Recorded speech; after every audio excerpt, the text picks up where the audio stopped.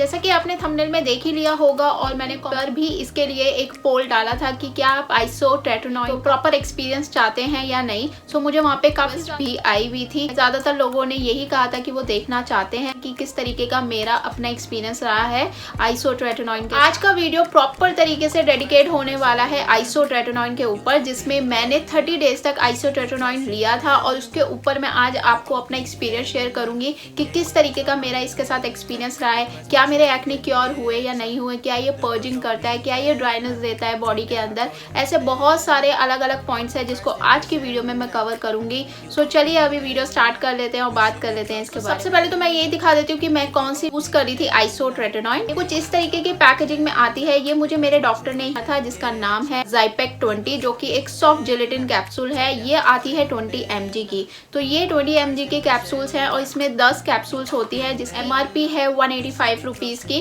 तो ये मुझे मेरे डॉक्टर ने दी थी स्टार्टिंग में, क्योंकि मुझे जो एक्ने हो रहे थे वो मॉडरेट टू सीवियर कंडीशन में थे, जो कि इस चीक्स एरिया पे ज्यादा हो रहे थे। आप इसे यूज करना स्टार्ट करेंगे तो आपके डॉक्टर आपको मुझे भी एक लिप बाम दी गई थी, जिसकी मैं फोटो यहाँ पर लगा दूंगी। क्योंकि जब आप आइसोट्रेटिनोइन लेते हैं तो आपके डॉक्टर, इवन मेरे डॉक्टर ने मुझे यही सजेस्ट किया था कि आपके ड्राइनेस हो सकती है, आपके लिप्स पे ड्राइनेस हो सकती है, क्रैक्ड हो सकते हैं लिप्स। तो उसके वजह से एक जो मैं लिप केयर यूज करी उसके अंदर मेंशन आइसोट्रेटिनोइन कैप्सूल से होने वाले क्रैक चैप लिप्स के लिए आप उसे यूज कर सकते हैं। उसकी मैं पिक्चर यहाँ लगा दूंगी। कुछ NMF लिप केयर है, तो आप चाहें तो आप उसे यूज कर सकते हैं। तो सबसे पहली चीज तो उन्होंने मुझे यही बताई थी कि आप इसके साथ वो जरूर लें, क्योंकि ड्राइनेस हो। यस, ओवरऑल बॉडी पे भी कहीं ना कहीं आपको ड्राइनेस देखने को मिलती है। ये इसका आप कह सकते हैं एक ड्रॉबैक। सेकंड चीज आ जाते हैं कि इसका एक्सपीरियंस कैसे रहा। तो देखिए, फर्स्ट 15 डेज आपने खुद एक्ने की कंडीशन को आपको मॉनिटर करना होगा, देखना होगा कि क्या ये एक्ने पर कुछ काम भी कर रहा है या फिर सिर्फ आप एवी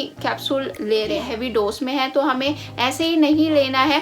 फर्स्ट ऑफ ऑल तो कंसल्ट के बिना तो आप इसे ले ही नहीं सकते हैं। मार्केट में अवेलेबल इस तरीके से नहीं होती है विदाउट प्रिस्क्रिप्शन। सो यस, आपके इसकी प्रिस्क्रिप्शन होनी चाहिए। सेकेंड चीज, जब मैंने इसे लेना स्टार्ट किया फर्स्ट वीक और सेकेंड वीक आप कह सकते हैं कि पर्जिंग बहुत ज्यादा हो गई। अगर आप मेरी वीट स्ट्रिप्स, जिसमें मैंने अपर लिप की एक वीडियो बनाई थी, उसमें आप देखेंगे कि मेरी नोज और इस एरिया पर एक रेड कलर के काफी बम्पी एक्ने थे। वो एक्चुअली इसलिए थे क्योंकि ये एक पर्जिंग भी करता है। इनिशियल स्टेज पर ये बहुत ज्यादा पर्जिंग करेगा फर्स्ट टू सेकेंड वीक में, लेकिन वो पर्जिंग स्टॉप हो जानी चाहिए जब तक कि आपका 13-14 डेज हो जाता है। अगर तो आपका यानी 15 डेज के बाद भी एक्ने निकलते ही रहते, मतलब चाहे छोटे ही एक्ने हो, अगर वो स्टॉप नहीं हो रहे हैं तो आपको एक चीज जरूर अपने डॉक्टर को बतानी चाहिए कि आपको ये अंदर इसका कोई भी रिजल्ट नहीं मिला। उन्होंने मुझे 1 मंथ के प्रिस्क्रिप्शन पर आइसोट्रेटिनोइन दी थी। एक्चुअली ये केस मेरे साथ हुआ था, क्योंकि उस 15 डेज के बाद क्योर नहीं हो रहे थे एक्ने। बहुत छोटे लेकिन एक्ने होते थे, वो बार बार आते थे। तो इस वजह से मैंने उनको कंसल्ट किया और उसके बाद उन्होंने मेरी मेडिसिन चेंज करी और आप कह सकते हैं इसकी जो mg कैप्सूल पार है उसको बढ़ाया था। लेकिन वो हर एक अलग अलग आप कह सकते हैं वो अपना एक्सपीरियंस होता है। ये मेरा एक्सपीरियंस था कि मुझे इसका कोई रिजल्ट नहीं मिला था। पर्जिंग बहुत एक्सट्रीम हो रही थी और बिल्कुल भी जो न्यू फॉर्म एक्ने थे उस पर भी ये काम नहीं कर रहा था। तो यस, मेरे केस में तो आप ये कह सकते हैं कि आइसोट्रेटिनोइन ने कोई काम नहीं किया था। जो नेक्स्ट मेरे डॉक्टर ने मुझे रेकमेंड किया था वो किया था ट्रेटिवा। तो ट्रेटिवा कहते हैं, ये है ट्रेटिवा,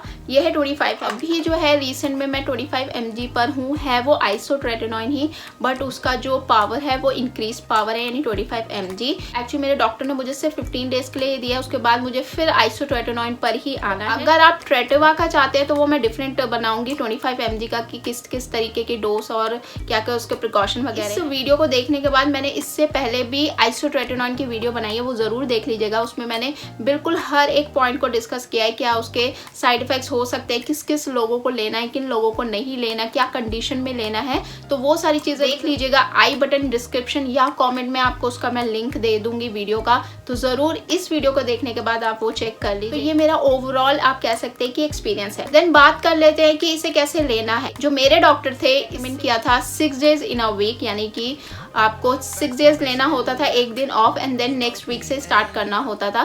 तो मैं 6 डेज इन अ वीक ही इसे लेती हूँ। इसके साथ बहुत सारे ऐसे मल्टी वाइटामिन्स थे जो उन्होंने मुझे एड ऑन करके इसमें दिए थे, एंड साथ ही साथ पीलिंग और इस तरीके के सॉल्यूशन भी थे।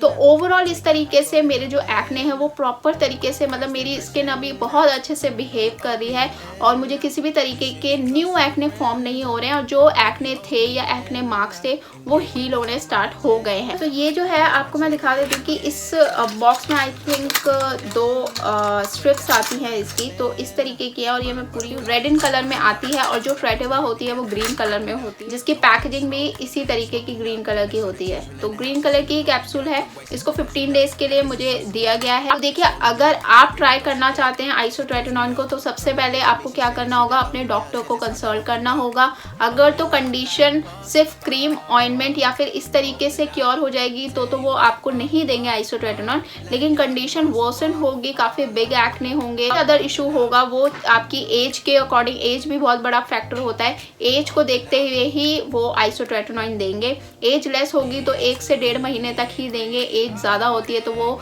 इसकी ड्यूरेशन भी इंक्रीज करते हैं, साथ ही साथ पावर भी इंक्रीज करते हैं। मेजरली 20 to 25 के नीचे ही डॉक्टर जो है वो इसे रेकमेंड करते हैं। एक्चुअली जो ये मेरा एक्सपीरियंस है, मेरे डॉक्टर ने रेकमेंड किया है। 15 डेज के बाद डॉक्टर ने प्रॉपर तरीके से बोल दिया था कि आपको आइसोट्रेटिनॉन के ऊपर ही जाना होगा, जो कि 20 mg है।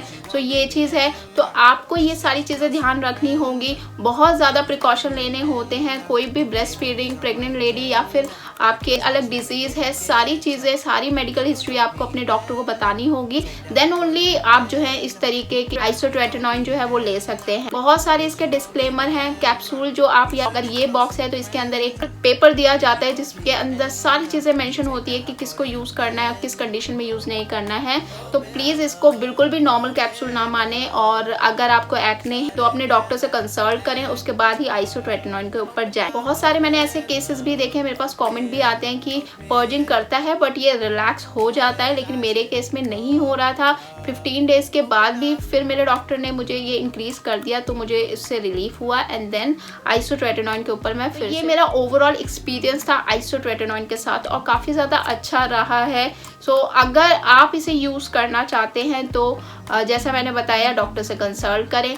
आप अपने एक्सपीरियंस ज़रूर शेयर करें, क्या आपके क्योर हो गए थे या नहीं हुए थे, क्या आपकी स्टोरी है इसके ऊपर, तो ज़रूर कमेंट करके बताइएगा। आई होप कि आपको वीडियो अच्छी लगी होगी। वीडियो अच्छी लगी हो तो चैनल को सब्सक्राइब, लाइक और शेयर ज़रूर करके जाइएगा। सो चलिए मिलते हैं नेक्स्ट वीडियो में, तब तक के लिए टेक केयर, बाय बाय।